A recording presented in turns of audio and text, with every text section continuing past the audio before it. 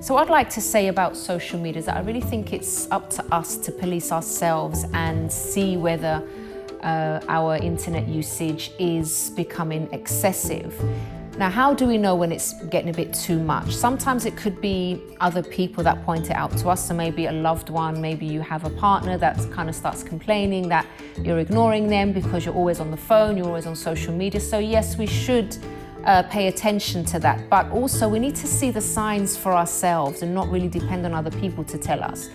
So if, for example, you start to feel quite anxious if you're not on your phone, if you're not finding out what's going on, if you start to see that you're not getting things done, maybe you don't realize how much time you're actually spending on the internet on your phone, and you're kind of getting behind with stuff. Things are unorganized. You're getting behind with stuff at home.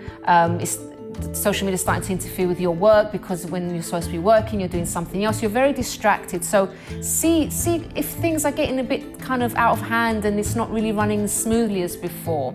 Something that I noticed about myself, and I had to be quite radical, I would say. I was following quite a lot of people, and I did find myself, my way of relaxing started to become going on Instagram. So for example, I'd be working and then I'd be like, okay, I need a break. And the first thing I would do was pick up my phone and start scrolling and looking at pictures, because I like pictures. I start looking at pictures, going through, that person's in a nice place, and all these kind of things. And I started realizing it was getting too much. Like that seemed to be my only kind of break that I was having.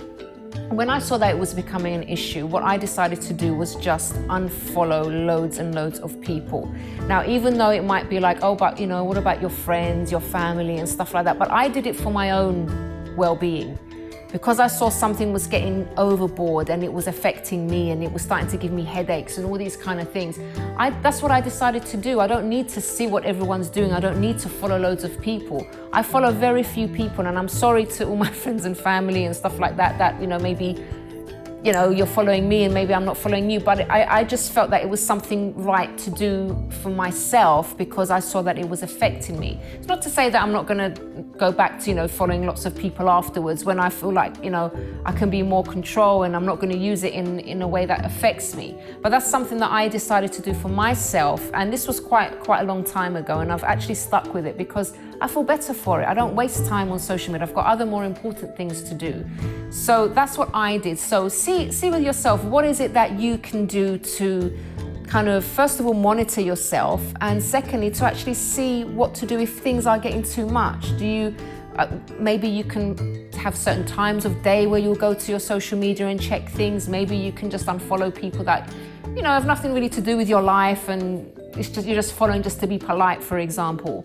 See what you can do for yourself. Maybe it's like, have a day where you don't check social media at all, and you have that day for yourself and your family.